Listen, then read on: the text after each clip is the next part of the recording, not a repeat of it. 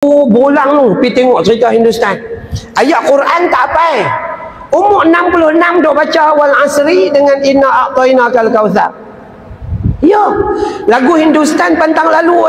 Vada karo nahi chodo gitu mera sar. Kita automatik jawab po. Jahan tum ho wahan mein bhi hu.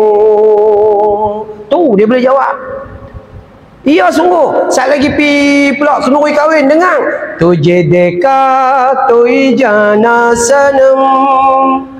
प्यार होता है दीवाना सनम अब यहाँ से कहाँ जाए हम तेरे बाहों में मर जाए हम.